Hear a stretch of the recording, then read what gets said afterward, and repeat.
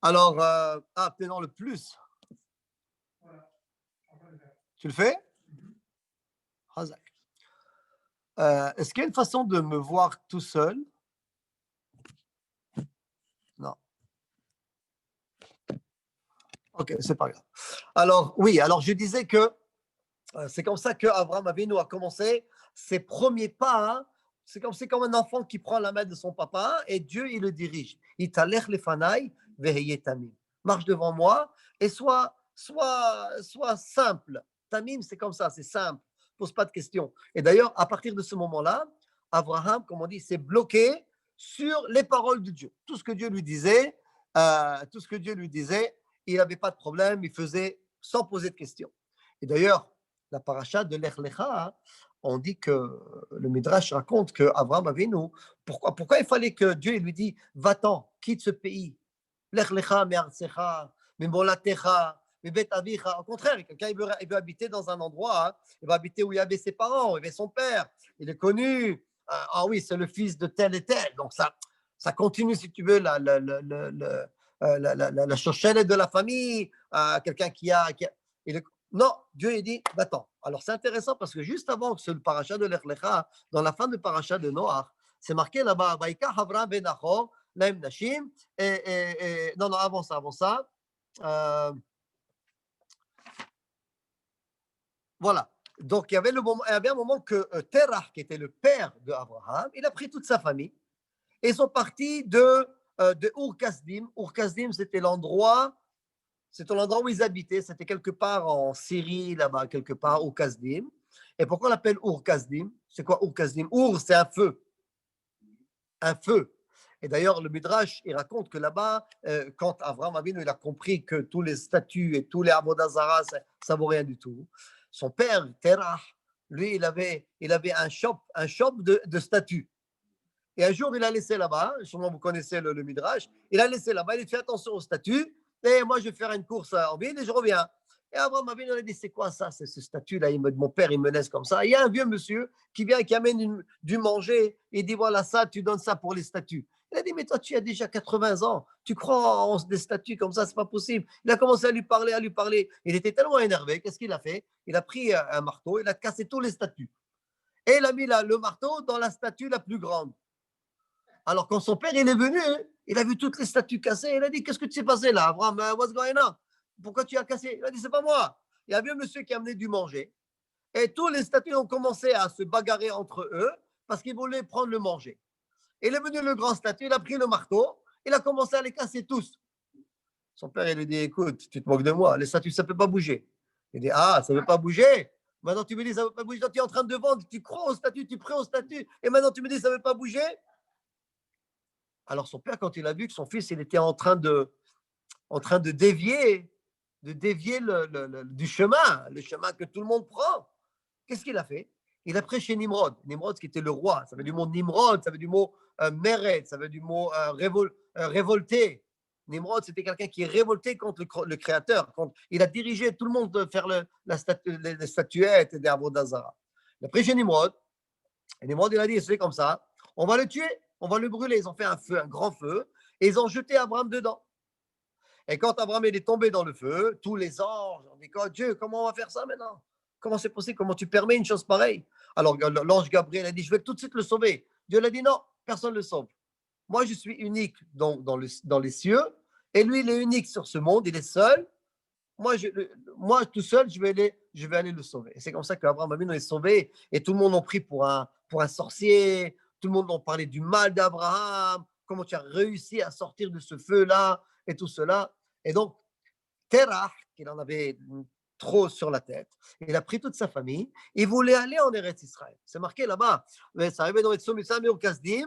La Lechet Arza Kenan. Il voulait aller en Kenan. En Kenan, ce qui veut dire en Israël. Mais qu'est-ce qui s'est passé?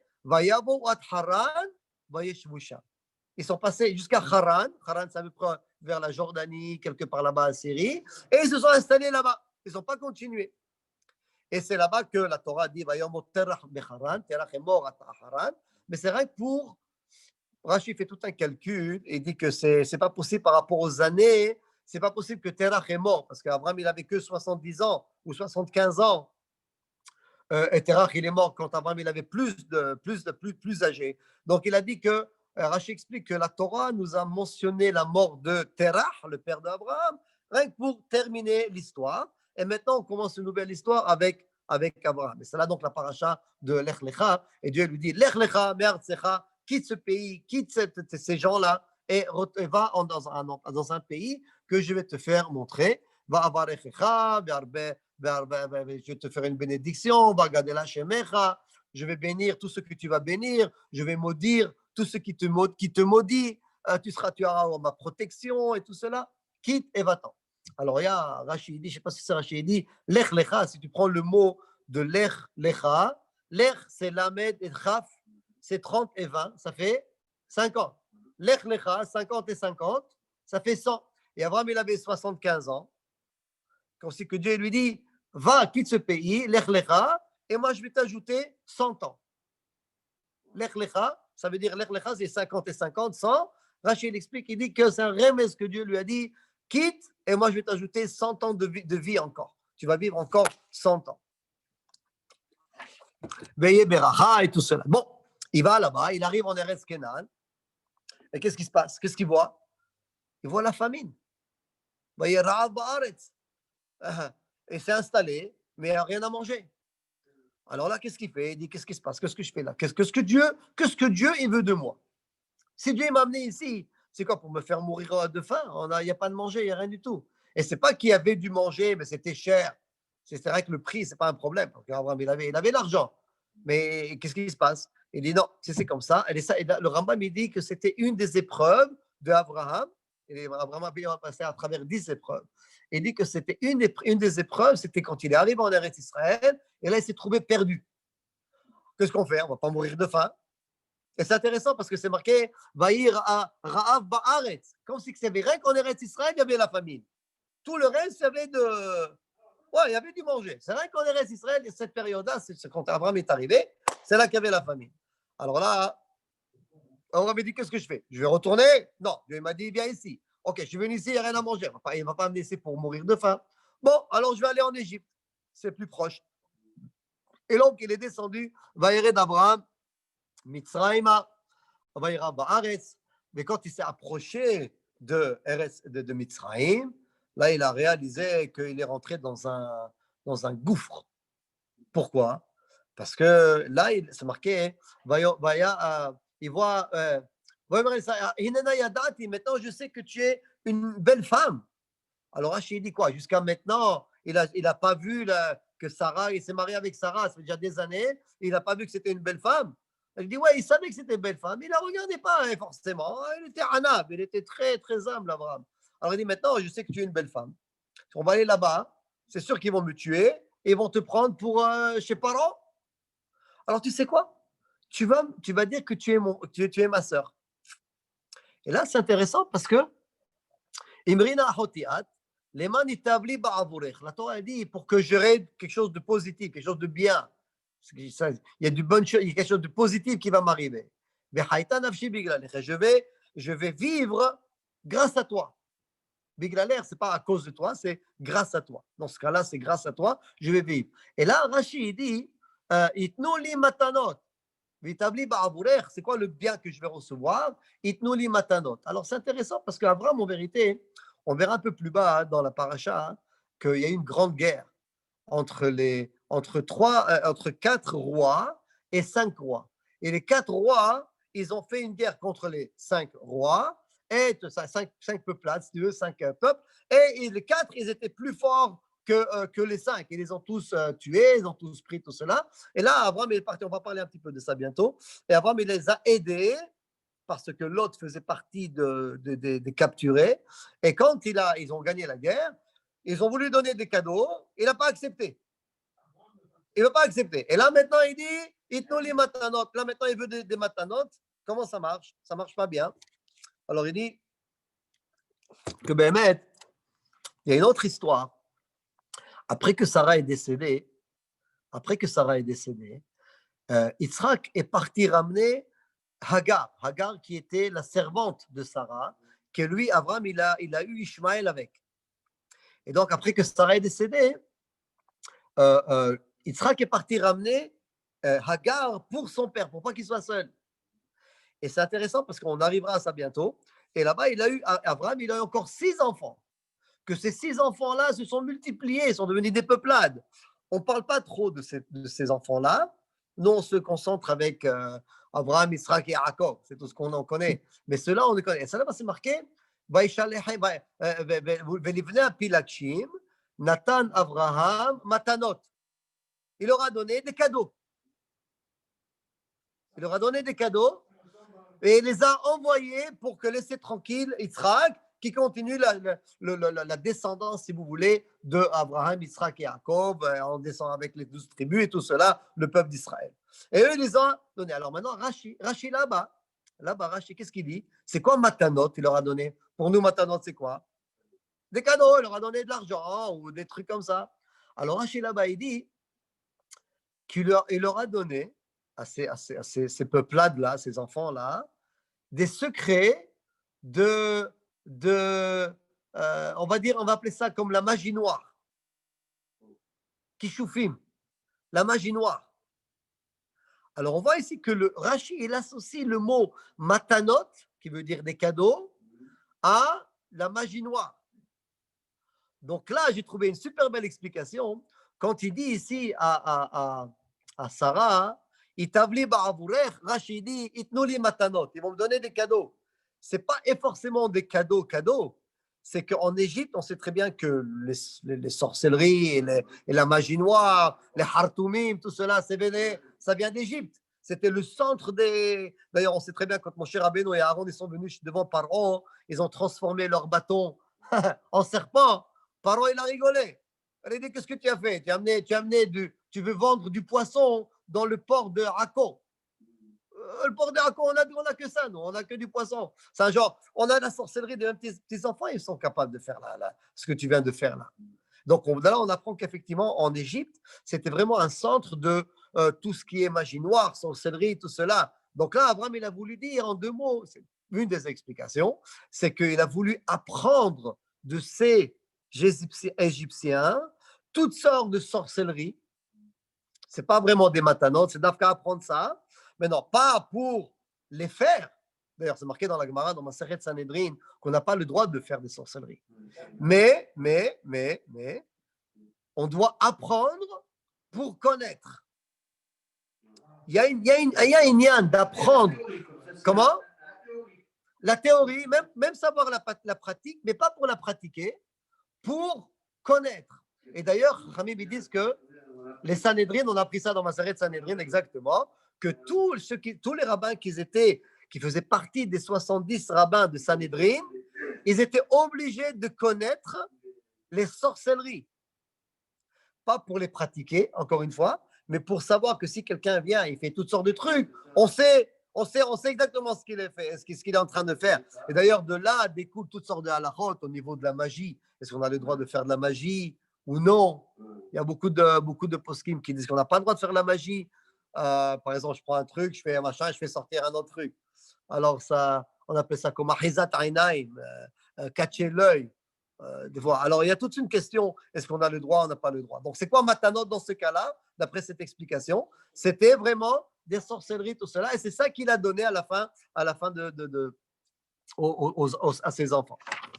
Bref, ils ont pris Sarah chez Paro, et voilà que Dieu, Vainaga Hashem et Paro et Avadav, il leur a donné un genre de maladie. C'est quoi la maladie? C'est qu'ils ont plus d'attirance envers les femmes. Intéressant. Ils ont plus d'attirance envers les femmes. Non seulement Paro, mais tout son clan, tous les trucs de tous les Égyptiens, ils ont plus d'attirance envers les femmes. Ils peuvent plus avoir. Pourquoi? Pour ne pas, chas v'shalom, que Paro va faire quelque chose avec Sarah. Donc, pour s'assurer que, et non pas seulement ça, qu'il y avait même un ange qui est venu et qui a commencé à frapper. Il n'a pas frappé que Paro, il a frappé tout le monde. Tous les hommes là-bas, ils ont commencé à frapper. Et là, Paro, il ne comprend pas, qu'est-ce que tu vas faire, qu'est-ce qui se passe? Et Dieu lui dit, écoute, tu rends cette femme-là à son mari parce que c'est une femme mariée. Alors, il vient chez Abraham et il dit, pourquoi tu m'as dit, pourquoi tu m'as passé, tu ne m'as pas dit que c'était ta... ouais. Alors, au moins à moi, personnellement, tu m'aurais dit, eux, tu avais peur de se faire tuer, mais moi, à moi, tu m'aurais dit que c'était ta femme. Au moins, on s'est arrangé ça entre nous. Quoi qu'il en soit, il donne des cadeaux, il donne de l'argent à Abraham encore. Et Abraham, il s'en va vers là, Abraham kaved meod bamikne bakesef ubazab. Et là, le fait de descendre en Égypte, ça lui a ramené beaucoup d'argent, beaucoup de biens. Et il remonte maintenant en Eretz Canaan et pour aller s'installer.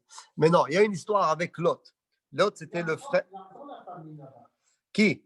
Il y avait encore la famine là-bas, non? En Canaan, c'est possible qu'il y avait encore la famine, mais lui, il n'a plus besoin de rien du tout parce qu'il avait déjà ce qui est bien. Mais peut-être que la famine s'est terminée entre-temps. C'était une épreuve, un issayon pour Abraham. Donc c'est possible que la famine, c'est un bon point, mais c'est possible que la famine s'est terminée. Alors à ce moment-là, oui. Pas beaucoup. Pas beaucoup, vraiment quelques trucs, quelques jours à la limite. Quelques jours, ouais, dès qu'il est arrivé à... Alors maintenant, on arrive à cette fameuse guerre-là, la fameuse guerre avec Amraphel, Arior, Kedar Omer, Tidal. Ils ont fait une guerre, les 4 rois, là, les 4 rois. Ils ont fait une guerre contre 5 autres rois. Et c'était Bera, le roi de Sédom, Birsha, Shinav, Shem Ever et Bela. Alors, tout cela, ils ont fait comme une guerre. Et les 4 rois ont gagné les 5 rois, les 5 peuplades. Et parmi ces 5 peuplades, il y avait aussi la ville de Sédom. Et intéressant que Lot, après qu'il s'est disputé avec Abraham, il a quitté Abraham, il est parti s'installer à Sédom. Sédom et Gomorre. Sédom et Amora. Et là, maintenant, quand ils ont gagné les 4 rois, ils ont tout pris, les hommes, les enfants, l'argent et tout cela. Il y a Og Melech HaBashan. Il dit, viens chez Abraham, il lui dit, tu sais que ton neveu, Lot, a été capturé. Alors, tout de suite, Abraham, qu'est-ce qu'il fait? Il prend Vayarak et Hanichab, il a pris ses guerriers avec lui, ouais, et il a commencé, il a dit, on va faire la guerre, on va aller libérer tout ce que les... Donc, il a fait la guerre contre les 4 rois qui étaient assez puissants, et il les a tous gagnés. Abraham. Alors maintenant, la question, elle est comme ça. Où est celui-là? C'est ici. Il a pris ses guerriers. Alors, combien il y avait de guerriers? Shemona Asar ou Shlosh Meot? 318 guerriers.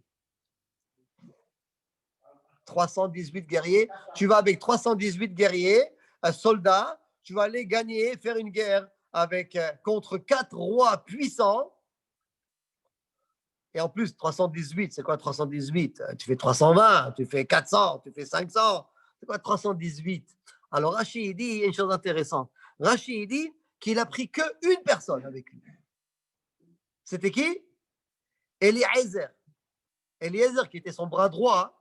Et si on fait le calcul, d'ailleurs Rachid l'amène là, si on fait le calcul de Eliezer, c'est Aïn, Lamed, Yud, non pardon, Eliezer c'est Aleph, Lamed, Yud, Aïn, Zayn, Resh, Eliezer. Si on fait le calcul, ça fait combien?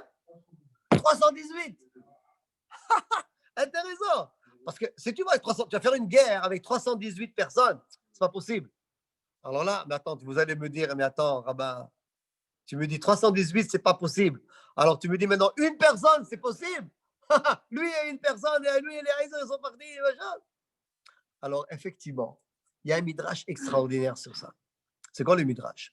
Qu'Abraham Avinu, effectivement, il a pris que Eliezer. Il partait comme ça, il courait derrière eux. Et quand il s'approchait des soldats de l'ennemi, qu'est-ce qu'il faisait? Il prenait une poignée de sable, il jetait, et ça se transformait en flèche. Dans l'air, ça se transformait en flèche, et ça tuait les soldats. Il prenait une poignée de sable, et il jetait comme ça sur les trucs, et ça se transformait en flèche, et ça tuait. C'est comme ça qu'il a gagné. Et d'ailleurs, il y a une Gemara très intéressante, une histoire dans la Gemara qui est un peu marrante aussi, mais elle est mignonne. Elle dit comme ça. Il y avait à l'époque un des rois, je ne sais pas si c'est le roi romain ou je ne sais pas quoi, qui était, il fallait toujours chaque fois lui donner quelque chose, des cadeaux, de l'or, de l'argent et tout cela. Et il y avait un moment qu'il fallait donner à ce roi-là une caisse d'or avec des choses précieuses. Et ils ont récolté tout le peuple d'Israël, ils ont mis ce village-là, ils ont mis là-bas, les Juifs, et qui c'est qui va aller donner ça au roi? Il y avait un gars qui s'appelait, euh, il s'appelle Gamzo. Ouais. Et c'est quoi son prénom? Je me souviens plus. Nahum, c'est ça, Nahum. Nahum Ish Gamzo. Il s'appelait comme ça, Nahum Ish Gamzo. Et pourquoi on l'appelait Gamzo? Parce que toujours il avait l'habitude de dire Gamzo le Tova. Tout ce qui lui arrive, il dit ça c'est pour le bien. Tout ce qui m'arrive, c'est pour le bien. Alors ils l'ont appelé Gamzo, non, Nahum Ish Gamzo. Alors ils ont dit, c'est quoi le mieux qui va aller de porter ça? C'est Nahum Ish Gamzo. Ils l'ont appelé Gamzo. Il dit, viens, écoute, tu prends ça, on va le mettre ça sur un âne, on te l'attache bien, tu vas directement chez le roi, le César, et tu vas lui donner ce cadeau-là. Tu dis, ça vient de Juif. Voilà, on a écrit une petite lettre, et tu le mets dans la boîte, il est parti. Il est parti, commence à marcher, mais là, le jour commence à tomber. Il a dit, okay, il faut aller dormir quelque part, je ne vais pas dormir dehors. Alors, il est rentré dans une auberge, il a mis son âne là-bas, il a fait rentrer sa boîte dans sa chambre. Et là, le patron, il dit, wow, c'est quoi qu'est-ce que tu as? Il dit, ça c'est un cadeau pour César, ils m'ont envoyé. Bon, il est parti dormir, et là, ils sont partis la nuit. Ils ont pris cette boîte-là, ils ont pris tout l'or et l'argent qu'il y avait dedans, et ils l'ont rempli avec du sable. Et ils l'ont mis dans le même endroit. Le matin, il se réveille le matin, il ne sait pas ce qui se passe. Lui, Gamzo le Tova, tout est bien. Il prend cet âne, il met sur l'âne, il arrive jusqu'à le César. Et là, le César, il dit, oh voilà, ça c'est un cadeau des Juifs qui t'ont donné, tout cela. Bon, il ouvre. Qu'est-ce qu'il voit? Il voit du sable. Et c'est quoi ça? C'est quand tu m'amènes du sable? Il dit, ah non, non, attends une seconde, j'ai même une lettre, regarde. Il a donné la lettre, il est avec toute l'honneur pour notre César, pour notre machin, de la part des Juifs, de ce village et de ce village. On a récolté tout ça pour toi. Ils n'ont pas marqué de l'or. On a récolté tout ça pour toi, à ton honneur. Alors le César, il commence à s'énerver. Il dit, non, non, non, celui-là, il se moque de moi. Je vais rentrer avec mon armée. Je vais tous les tuer, ceux-là. Et là, Eliyahu Hanavi, il est venu, il a apparu autant que général de l'armée. Et là, il dit à César, il lui dit, écoute, fais attention, ne le tue pas aussi vite que ça. C'est très possible que ce sable-là, c'est le même sable de Abraham. Il y a une histoire avec leurs ancêtres, un de leurs ancêtres, Abraham, qui prenait ce sable-là et ça en faisait des flèches et des explosions et ils ont gagné toute une guerre comme ça. Mais on va l'essayer. Alors César, il dit, ouais, peut-être qu'on va l'essayer. Écoute, il y a un village, une ville qui est très très forte. Ça fait déjà des années que j'essaie de le gagner dans la guerre et j'arrive pas. Viens, on va l'essayer. Ils ont pris quelques soldats, ils ont pris cette boîte-là avec le sable, ils s'approchent et ils jettent le sable. Ça se transforme en explosion, en grenade, en flèche. Ils ont réussi à gagner. Ah, il était content. Il était, c'est quoi? Ces juifs-là, je vais les récompenser. Donnez-leur des caisses avec de l'or, des pièces d'or et de l'argent, cadeau pour ces juifs. Bon, alors Gamzo, il ne sait pas, lui, Gamzo, il est humble. Il met sa main dessus, il retourne et il s'arrête le même auberge qu'il a dormi la veille. Et là, il dit, quoi? Comment ça s'est passé? Il dit, je ne sais pas, moi, j'ai la vérité. On a ouvert la boîte, il y avait du sable, et le roi, il était content, ça fait comme des flèches, il y avait toute une histoire, il était content. Alors le gars de l'auberge, il dit à sa femme, il dit, ouais, ouais, viens, on va prendre du sable, on va ramener tout ça. Qu'est-ce qu'il a fait? Gamzo, il est parti. Et qu'est-ce qu'ils ont fait? Ils ont pris des caisses avec des sacs. Tout le monde, le village, ils ont pris du sable. Ils sont arrivés chez on a du sable précieux. Alors le César, il dit, qu'est-ce que c'est ce truc-là? C'est quoi? Tu m'amènes du sable, tu te moques de moi? Mais non, c'est du sable spécial. Ah ouais, bien, on essaye. Fais comme ça fait rien du tout. Et c'est énervé, les a tous tués. Alors, ça, c'est pour raconter un petit peu comment Abraham Avinu, il a réussi à gagner avec une personne, ou alors même avec 318 personnes. Je ne vais pas gagner une guerre avec ça. Et donc, quoi qu'il en soit, Dieu lui a fait bien sûr un miracle. Et là, je vous dis, comme il a voulu recevoir des cadeaux, il n'a pas voulu prendre des cadeaux. Et c'est comme ça qu'il s'est installé en Eretz Israël. Et Dieu lui parle. Donc, ils ont fait une certaine alliance avec Dieu. Et là, quand elle n'a pas pu avoir d'enfant, Sarah, qu'est-ce qu'elle a fait? Elle a pris une mère porteuse.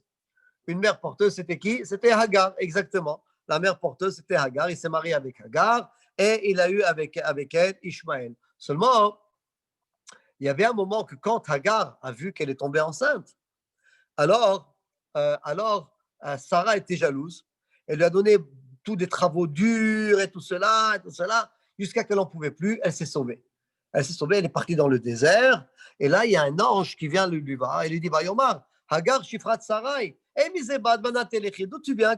Comment tu fais? Qu'est-ce que tu fais ici? Alors, elle dit, je me sauve de Sarah, de ma maîtresse, de ma patronne. Je sors, je me sauve de chez elle. Alors là, l'ange, il lui dit, Shouvel Gebirter. Non, non, non, non. Retourne. Vite, Anita Hatiadea. Et souffre. Souffre qu'elle te laisse souffrir, c'est bien. Et ne t'inquiète pas. Inachara Veoladet Ben. Tu vas tomber enceinte et tu vas amener un garçon. Et tu vas l'appeler Ishmaël. Pourquoi Ishmaël? Kishama Adonai El Onir. Parce que Dieu, il a entendu tes supplications ou il a vu ta souffrance. Alors, il va te donner un garçon. Mais seulement, on vient de dire juste avant qu'elle vient tomber enceinte. N'est-ce pas? Elle est tombée enceinte. Alors, qu'est-ce que maintenant l'ange lui dit? Retourne, tu vas tomber enceinte, et tu vas amener un garçon. C'est pas possible. Alors, Bémet, Rachid pose la même question là-bas et il dit que Ela Melamed, Rachid explique, il dit Ela Melamed, de là on apprend Shihipila Herayon Arishon. Elle est tombée enceinte, elle a perdu le bébé. Et là, c'est comme ça qu'elle est partie. Et l'ange lui dit ne t'inquiète pas, et tu vas retourner, et tu vas avoir un bébé, tu vas avoir un garçon, il va s'appeler Bekarat Shemo Ishmaël, tu vas l'appeler Ishmaël. Donc, c'est intéressant de savoir que c'est Sarah, Rachid dit qu'elle a fait rentrer Ainara. Sarah, elle était jalouse, elle a fait rentrer Ainara dans ce bébé, et le bébé il est tombé. Donc, mais imaginez-vous un petit peu la scène. Quoi qu'il en soit, vers la fin de la paracha, on voit que Abraham Avinu, il a reçu une lettre en plus. C'était plus Abraham, c'est Abraham. Et Sarai, c'était plus Sarai, c'est Sarah. Alors, d'où il vient le Hey de Abraham et d'où il vient le Hey de Sarah? Sarai, ça s'écrit avec un Yud à la fin. Et Yud, la valeur numérique, c'est combien? 10. Donc, tu prends les 10 et tu mets 5 et 5. Ça fait Hey et Hey. Un Hey chez Abraham et un autre Hey chez Sarah. Et c'est comme ça qu'ils l'ont partagé. Donc, Abraham, il a reçu un Hey, on l'appelait Abraham. Pourquoi? Abrahamon Goïm, c'était le père de toutes les nations. Et Sarai, c'est Sarah. Et d'ailleurs, il y a une ségoula, on apprend de là, une ségoula, que si une femme, par exemple, ne peut pas tomber enceinte, ne peut pas avoir d'enfant, alors on lui ajoute un nom, ou alors soit on lui ajoute un hey dans son nom, soit on lui ajoute un nom avec un hey. Pourquoi? Parce que juste après ça, Sarah est tombée enceinte. Après, quand on fait le changement de nom, et de là, on apprend que quand quelqu'un il n'avait pas, on peut changer le nom, on peut ajouter un nom. C'est une chose aussi, une ségoula pour. Mais non, il y a un midrash extraordinaire. Je ne sais pas si c'est le Zohar qui parle de ça. Je ne me souviens plus exactement. Cette Yud là, elle est venue chez Dieu. Chez Dieu, chez Hachem, le Créateur. Elle lui dit, Ribono Shel Olam, j'étais dans un nom d'une tzadeket, Sarai. Elle s'appelait Sarai. Tu m'as enlevé de là-bas, ok? Et tu as donné un hé à Abraham, un hé à Sarah. C'est beau. Mais moi, tu m'as enlevé de ce nom-là, de tzadeket. Okay? Pourquoi tu m'as fait ça? Alors Dieu lui dit, ne t'inquiète pas. Des années vont venir. Et je vais te remettre dans un nom d'un tzaddik qui est aussi tzaddik que Sarah. C'est qui? Yoshua. C'est marqué Yoshua ben Nun. Il s'appelait au départ Hoshea. Et Moshe Rabbeinu, comment il l'appelait? Yehoshua. Vaikra Moshe et Hoshea ben Nun, Yehoshua. Alors Dieu le dit, ne t'inquiète pas. À la base, tu étais à la fin du nom. Moi, je vais te mettre dans un nom que tu vas être au début du nom. Donc, c'est le Yud de Yehoshua. D'où il vient? Il vient de le Yud de Sarai. Et donc, ils ont fait la Brit Mila. Tout le monde a fait la Brit Mila. Avraham Avinu, Ishmaël qui avait 13 ans. Avraham Avinu, il avait 99 ans. il a fait la Brit Mila, et tous ceux qui étaient là-bas, בעצם היום הזה, נימול אברהם וישמעאל בנו, donc Abraham et tout le monde ont fait la Brit Mila. C'est pour cela que les Arabes font le Brit Mila. Exactement. C'est pour cela que les musulmans, ils font à l'âge de 13 ans. À cause de ça, parce que Ishmaël avait 13 ans. Exactement. D'ailleurs, eux, ils racontent l'histoire que toute l'histoire qui s'est passée avec Yitzhak, ils disent que c'est passé avec Ishmaël. La Hakedat Yitzhak et tout cela, tout ce qui s'est passé, ouais. Ils croient en Yitzhak. Ils savent que Yitzhak il existe. Et c'est pas qu'ils nient l'existence de Yitzhak ou de Yaakov, mais ils disent que la descendance, c'est Abraham, Ishmaël, et ça descend avec les enfants de Ishmaël. Ouais. Ouais. Yaakov, Ibrahim à l'islam, Yaakov à l'islam, ou Ishaq à l'islam, comme ça il est. Moïse, ouais, bien sûr. Moussa, bien sûr, il crave à Moïse. Ouais. D'ailleurs, le mont Sinaï, il l'appelait Jabal Moussa. Le mont de Moshe. Yeah. Bref, quelques jours plus tard, on a encore un petit peu de temps. Quelques jours plus tard, on dit que c'était le 3e jour après la Brit Mila. Ça, on commence déjà dans la paracha de Vayera. Alors, c'est quoi Vayera et la Vachem? Dieu il s'est révélé, encore une fois, à Abraham Avinu après qu'il a fait la Brit Mila. Rachid dit c'était le 3e jour. Quel rapport au 3e jour? Parce que c'est là que ça fait plus mal. Il y a plus de complications, si vous voulez, dans les 3 premiers jours. C'est pour cela que si un bébé ne fait pas la Brit Mila le 8e jour, quand ça Torah a dit 8e jour, même si ça tombe Shabbat, même si ça tombe Kippour, Yom Tov, n'importe quel jour, le 8e jour, il faut faire la Brit Mila. Mais si le bébé, par exemple, il n'est pas apte à recevoir, il a la jaunisse, ou il est malade, ou il est petit, ou peu importe, on ne lui fait pas la Brit Mila. Quand on va décider de lui faire la Brit Mila, on ne va pas lui choisir ni un mercredi, ni un jeudi, ni un vendredi, et bien sûr pas Shabbat. Pourquoi? Parce que mercredi, jeudi, vendredi, samedi. Si tu fais mercredi, le 3e jour, ça va tomber Shabbat. Donc, il risque d'avoir une complication. Donc, c'est mieux de ne pas le faire pour les 3 premiers jours. Ni jeudi, ni vendredi, et surtout pas Shabbat. OK? Si un enfant doit faire sa Brit Mila après les 8 jours, d'une raison quelconque, encore une fois, si c'est le 8e jour, ça tombe Shabbat, on fait. Mais si c'est à été repoussé, les seuls jours qu'on peut faire la Brit Mila, c'est dimanche, lundi et mardi. Dimanche ou lundi ou mardi, c'est là qu'on peut faire une Brit Mila à un bébé qui a été repoussé. D'accord? Par exemple, aussi, quelqu'un qui se convertit, un converti, on doit lui faire la Brit Mila. On fait pas ni le mercredi, ni le jeudi, ni le dimanche, ni le vendredi, ni le samedi. C'est que le dimanche, lundi ou mardi. Pourquoi? Parce que toutes les Brit Mila, on s'assure que le 3e jour, ça ne va pas tomber Shabbat. Le rabbin, bien sûr. Bien sûr. Bien sûr. Il fait mikvé, hein? La même chose, bien sûr. On fait la Brit Mila aux adultes, ben oui.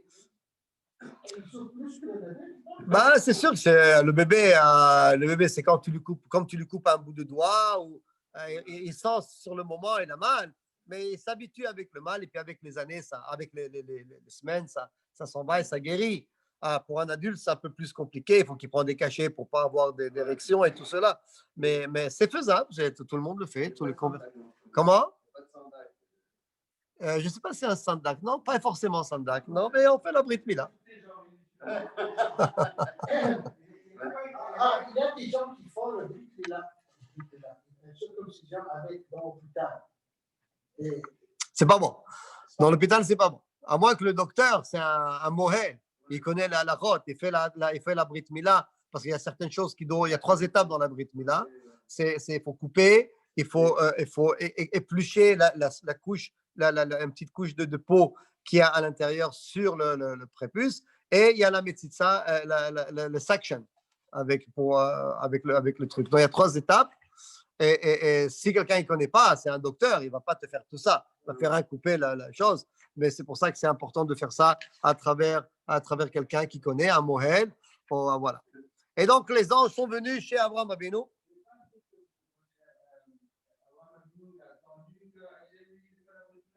Oui, c'est ça. Abraham Avinu l'a attendu. C'était la première mitzvah que Dieu a ordonné à faire à Abraham. C'était la Brit Mila. Et d'ailleurs, si on regarde dans la livre de Bereshit, il n'y a pas beaucoup de mitzvot.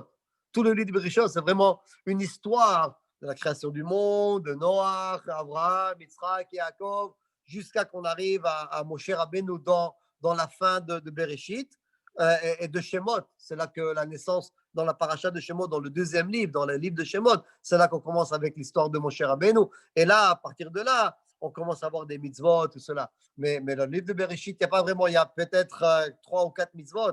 Il y a d'abord Pourbout, se multiplier.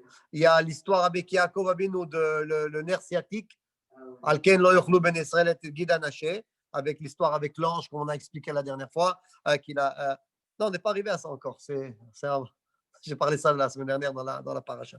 Alors, il y a le nerf sciatique, on n'a pas le droit de manger. Il y a la Brit Mila. Voilà, peut-être encore une mitzvah, encore, c'est tout. Donc, tout le livre de Bereshit, c'est vraiment une grande histoire de la création du monde jusqu'au le décès de Yaakov dans la paracha de Vayechi. D'ailleurs, dans quelques semaines, dans la paracha de Vayechi, c'est là qu'on conclut. Alors, à quoi ça sert donc d'avoir tout un livre, rien qu'une histoire, sans mitzvot? Alors, la Torah, c'est quoi? La Torah, c'est Torah, c'est pour nous enseigner, c'est pour la mitzvot. Non, il y a aussi une chose qui est aussi importante que les mitzvot. C'était quoi? Maaseh Avot, Siman Lebanim. Il faut savoir se comporter. Il faut savoir comment se comporter avec les gens, avec les trucs. Toute cette histoire-là de Abraham, Avinu, Yitzhak, Yaakov, c'est une histoire de savoir comment. D'abord, c'est notre base du judaïsme, d'accord, pour savoir déjà d'où on vient. On ne peut pas commencer directement avec mon cher Abénou. Il faut d'abord commencer de savoir d'où on vient et vers où on s'en va. Mais il y a beaucoup d'apprentissage au niveau de comportement, comment se comporter avec la famille, avec ses enfants, avec ses parents. L'histoire de Yosef, on verra bientôt l'histoire de Yosef avec son père. Est-ce qu'on a le droit forcément d'aimer quelqu'un plus qu'un autre enfant, un enfant plus? Ça crée des problèmes dans la famille. Il y a plein de choses d'histoires comme ça, rien que dans le livre de Bereshit. Et d'ailleurs, regardez, ça fait déjà 45 minutes qu'on parle, on n'a même pas bougé de paracha de Lech Lecha, même de Koshin paracha, et avec ça, on n'a pas tout. Donc, il y a beaucoup de choses à apprendre. Alors, on se trouve dans la paracha de Vayera, et donc, on voit ici donc la naissance de Yitzhak. Sarah tombe enceinte, mais avant ça, il y avait l'histoire avec Sédom et Gomorre, parce que je vous rappelle que Lot, il s'est pas sauvé, mais il s'est séparé d'Abraham et il est parti habiter à Sédom et Gomorre. Mais ça va se marquer, la Torah dit Ve'anshe Sédom, Ra'im ve'chataim, l'Adonai me'od. Ça veut dire, Dieu, il n'en peut plus avec ces gens-là. Ils font trop. D'ailleurs, jusqu'à aujourd'hui, le mot Sédom ou sodomiser, tout cela, c'est resté jusqu'à aujourd'hui. Okay, on voit des gens avec qui on a affaire avec ces gens-là. Et donc, Dieu, il a voulu exterminer Sédom et Gomorrhe, ce qu'il a fait à la fin. Mais avant ça, il a parlé avec Abraham. Il a dit, voilà, comme ça et comme ça, je vais faire. Je compte éliminer ces grandes villes, deux grandes villes. Et alors, Abraham, qu'est-ce qu'il fait tout de suite? Il commence à argumenter, pas argumenter, mais à négocier avec Hachem. Il dit, comment? Toi, tu es le maître de l'univers, tu es le tzedek, la justice. Comment tu vas tuer des tzadikim avec des rechaim? S'il y a dedans, cette ville-là, il y a 50 tzadikim. Quoi, tu vas détruire tout le monde? Alors Dieu lui dit, tu sais quoi? S'il y a 50 tzadikim, je ne vais pas le faire. Mais non, Abraham, il ne sait pas ce qui se passe là-bas. Il ne sait pas qui habite là-bas. Il sait que tu as son neveu là-bas. Ok, s'il y a 45, il commence à argumenter. Dieu lui dit, s'il y a 45, yallah, je ne fais rien du tout. Et s'il y a 40, et s'il y a 35, et s'il y a 20, et s'il y a 10, il arrivait à 10. Il y a Minyan, exactement. S'il y a 10. Alors Dieu l'a dit, c'est quoi? S'il y a 10, je ne fais pas du tout, je ne fais rien du tout.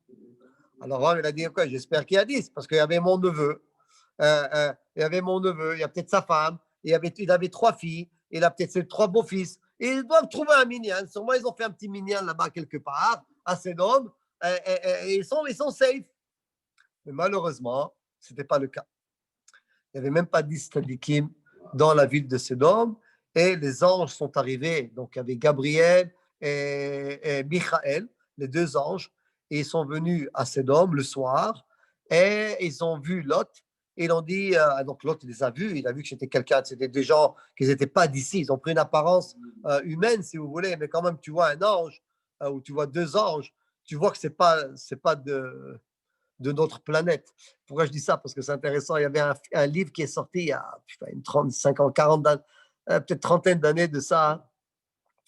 Il a été traduit d'anglais en hébreu. Ils l'ont appelé Markevet Elim.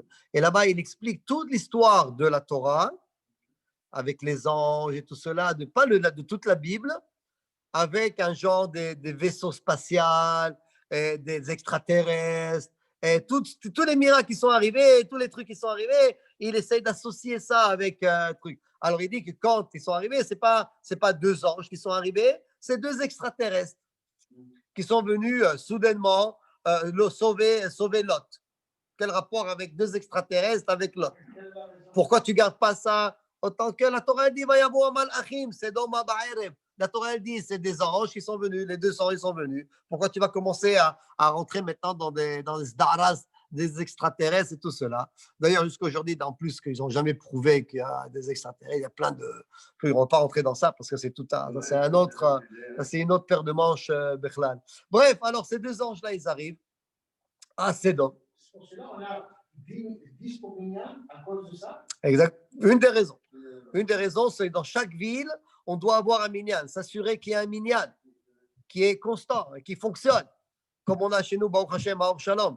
On a 2 minyanim le matin, on a Mincha, on a Arvit, on a des cours de Torah, c'est une communauté qui bouge. Et je ne veux pas dire ça comme ça, mais genre, on peut dire que c'est Baruch Hashem, c'est grâce à notre communauté qu'on a la bracha à $1 des Ormeaux. Il y a Betikva, il y a plusieurs synagogues. C'est grâce à ces centres de prière que Kadosh Baruch Hu est là et nous protège. Et bien sûr, c'est très, très important. Alors, ils sont arrivés là-bas et automatiquement, dès qu'il les a vus, Lot, il a dit cela, c'est des anges. Lui, il connaissait les anges. Parce que quand il était chez Abraham, il le voyait avec qui Abraham il avait des anges qui étaient constants là-bas chez lui. D'ailleurs, on a vu que quand il a fait la Brit Mila, ou avant la Brit Mila, ils sont venus, ils lui ont dit, tu vas avoir un garçon et tout cela. Donc, il les a fait rentrer à la maison, chez lui, chez Lot. Et là, ils lui disent, tu sais, on va détruire, demain matin, il n'y aura plus Sédom, il n'y aura plus Gomorrhe, il n'y aura plus tout ça. Prends tes affaires, prends ta petite famille et sauve-toi. Alors, c'est intéressant parce que faut que je lise ça de la Torah pour pas que je me trompe dans mes paroles. Ils ne sont même pas rentrés encore pour aller dormir. Ils étaient en train de préparer à manger. Et Rachid explique que c'était Pessah, la période de Pessah. Ouais. Et là, toute la ville de Sédom sont venus chez Lot. Et ils ont, d'enfants jusqu'à adultes, imaginez-vous, tout le monde est venu et frappe à la porte. Et qu'est-ce qu'ils disent? Qu'est-ce qu'ils veulent? Où est Lot? Ils crient, ils appellent Lot. Hé, Lot, Lot! C'est qui ces gens-là qui sont venus chez toi? On a entendu qu'il y avait 2 hommes qui sont venus chez toi. Fais-les sortir. On va avoir des rapports avec eux. C'est intéressant ça. Hein? Je ne sais pas si Rachid parle de ça. Rachid dit Mishkav Zachar. Mishkav Zachar, ça veut dire on veut avoir parler avec eux. Intéressant. De là venu, comme j'ai dit tout à l'heure, sodomiser, tout cela, de là, ça vient de là, de Sodome et Gomorrhe. Alors il a dit non, écoutez, mes enfants, mes amis, soyez gentils, je ne peux pas vous laisser toucher ces gens-là, ils sont venus chez moi, ils sont sous ma protection, s'il vous plaît, laissez-les tranquilles. Si vous voulez, j'ai 2 filles encore vierges, je peux vous les faire sortir, et vous faites la bomba avec eux, et voilà, ne touchez pas à ces gens-là. Qu'est-ce que tu parles d'avant? C'est pas ça qu'on veut, nous. Ils ont voulu casser. Alors, qu'est-ce qu'ils ont fait? Les 2 anges, intéressant, c'est beau là, ce passage-là. Alors, ils ont fait rentrer Lot à l'intérieur et ils ont envoyé comme des flashs, une source de lumière extraordinaire. Et ils ont tous aveuglé tous ceux qui étaient là-bas. Un genre de flash très fort et tout le monde était aveuglé. Et c'est marqué là-bas. Ils ont aveuglé avec une flash, une lumière puissante, de petit jusqu'à grand. Ils ne pouvaient plus savoir où ils se trouvaient.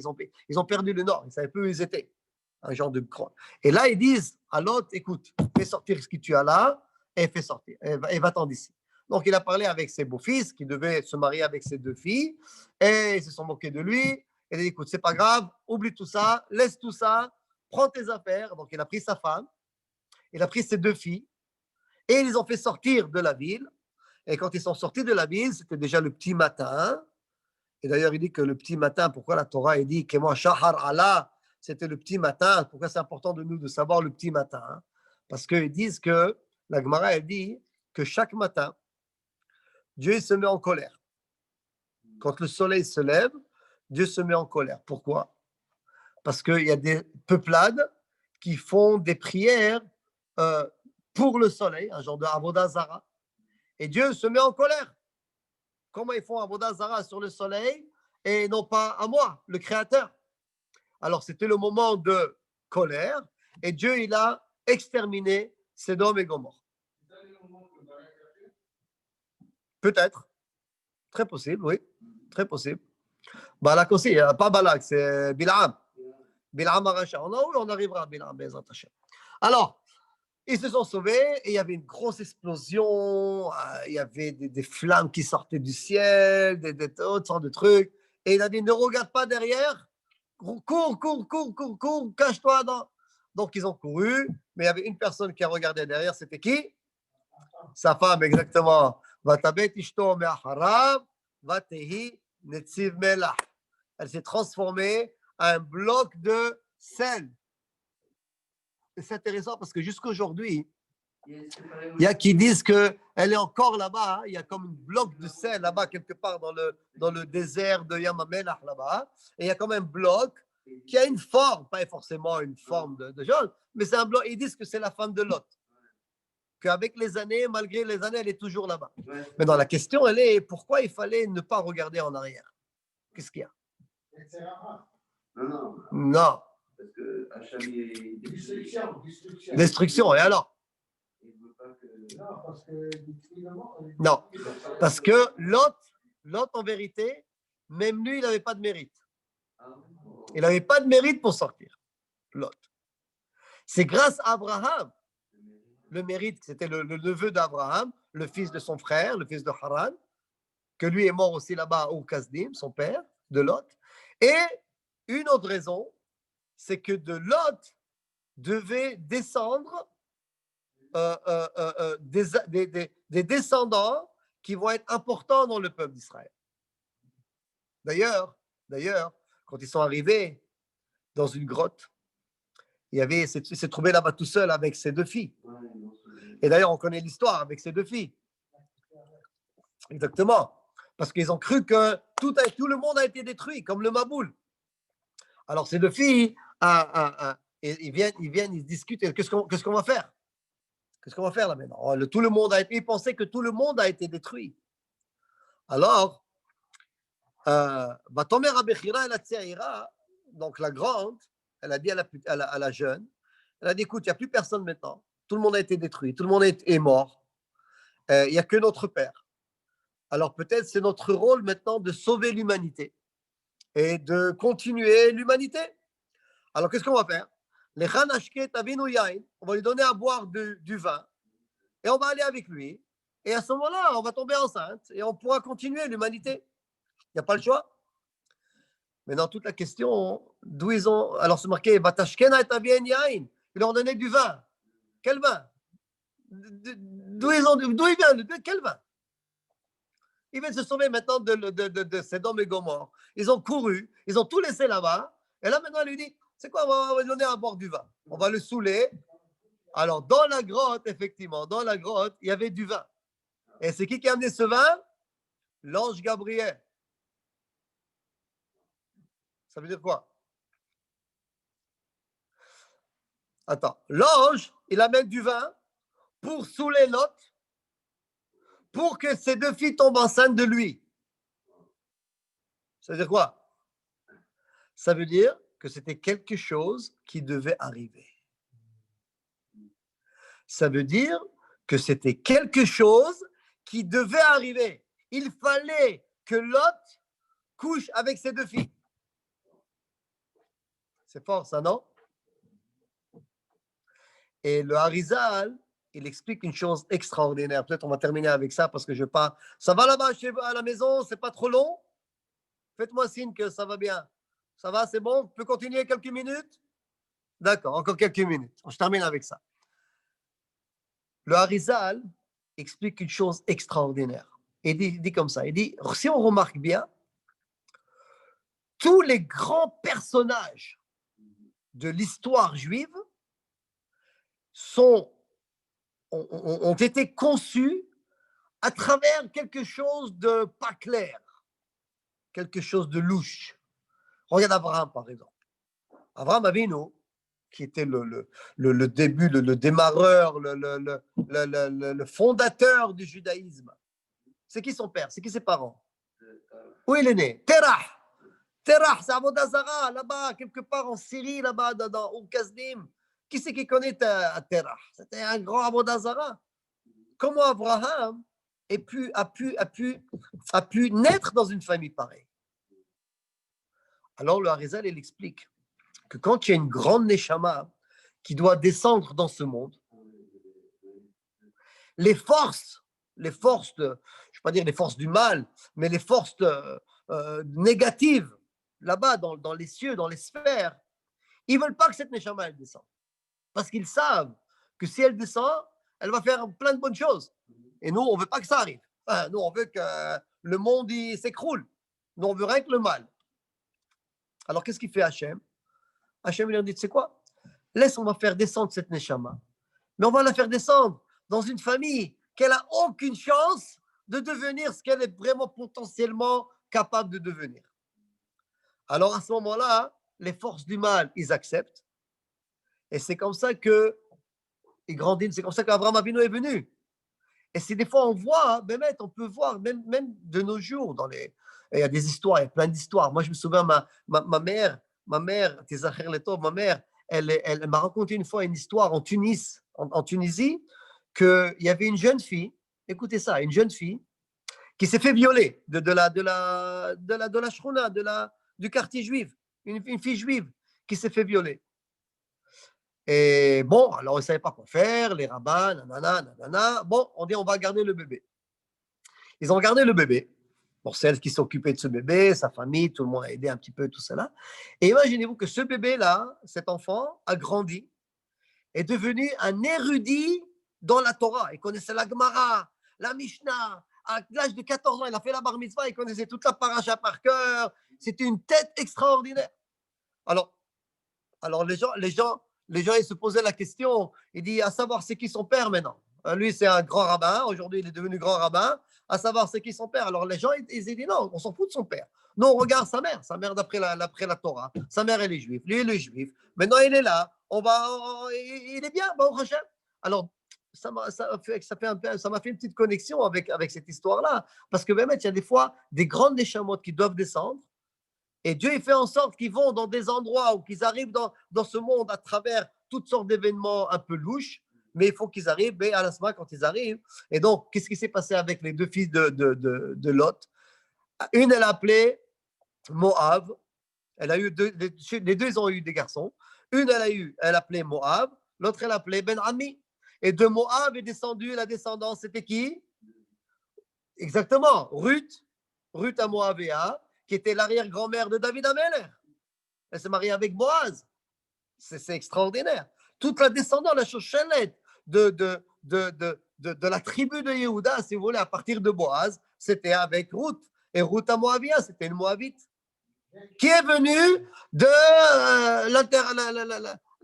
comment on appelle ça, intersection, avec son père, de la fille de Lot. Oui, Mais la Torah était prévue en haut. oui, Et l'histoire de la Torah, il continue. Ça Oui. veut dire, à ce moment-là, ça devait dérouler pour faire la Torah. exactement. C'est une bonne question. Je comprends ce que tu essaies de dire. Tu dis que Dieu, parce qu'on a dit déjà au départ, on a dit que Dieu, istakel beoraita ou bara alma. Il a regardé la Torah, il a créé le monde, n'est-ce pas? Donc tu peux me dire, ouais, mais si le monde a déjà été créé par rapport à la Torah, ce que Dieu, la Torah qui a été écrite, donc tous les événements et forcément sont déjà préécrits, préinscrits. Oui et non. Pourquoi? Parce que la Torah, l'histoire a pu changer. Parce que la Torah, je vous rappelle, la Torah, il n'y a que des lettres. C'est des mots. Il n'y a pas de voyelles, il n'y a pas de psukim. C'est des mots continus. Des mots, des mots, des mots, des mots, des mots, des mots, des mots. Alors, si tu prends maintenant quelques lettres et tu les colles avec le mot d'avant, et ces deux lettres qui restent, ou cette lettre qui reste, tu la colles avec le mot d'après, et ce mot d'après, tu le coupes en deux, tu fais deux mots. Donc, en vérité, tu peux tout décaler et tu peux tout changer. Mais c'est écrit dans la même Torah. On n'a pas mangé en règle, on a décalé les lettres. Donc, tout c'est par rapport à quoi? C'est par rapport au comportement des humains, par rapport au comportement de Bnei Adam, des gens. La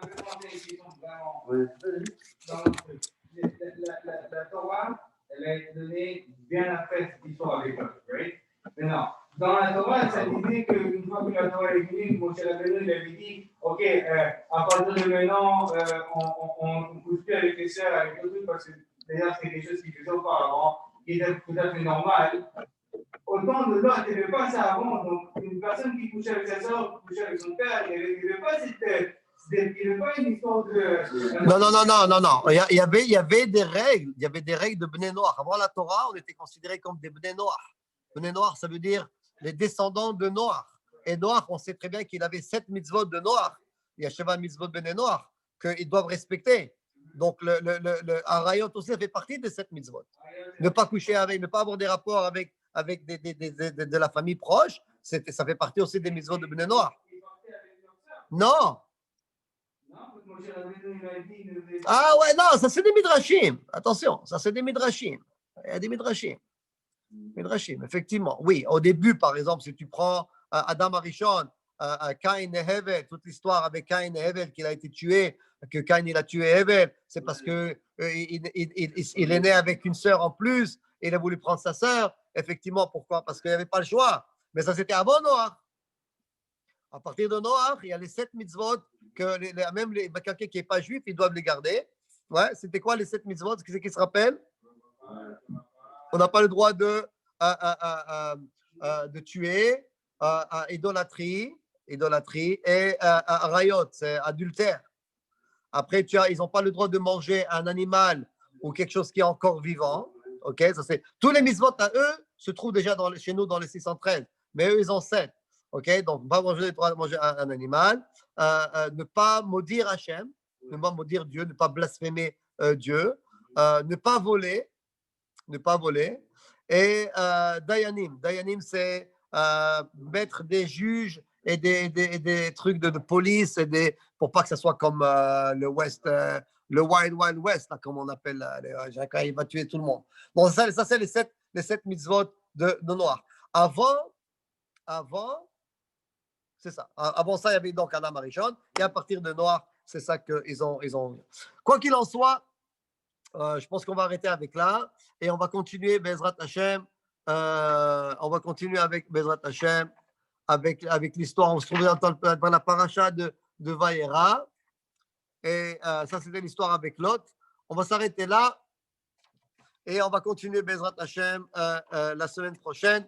Donc, mardi prochain, si Dieu veut, nous allons continuer l'histoire. Je ne sais pas si on pourra tout terminer, le Bereshit, avec les cours prévus, parce qu'on a prévu mardi prochain et mardi d'après, donc c'est le 29 et le 4 ou le 5, le 29 et le 5 janvier. Mais s'il faudra prendre un cours en plus, on prendra un cours en plus. Quoi qu'il en soit, je vous laisserai savoir. Alors, merci de votre attention. Portez-vous bien, tout le monde. Myriam, by the way, je te vois là, Myriam. J'ai fait une bracha pour Mordechai, pour Marc, Bezrat Hashem. Que des bonnes choses. Ah, voilà, Ninette. Tout le monde est là. Monsieur Rodriguez, Monsieur Ballas est là, Toufik. Alors, merci beaucoup. Merci beaucoup à tous. Bonne soirée, everybody. God bless you guys. À la semaine prochaine, si Dieu veut. Merci. Bye bye.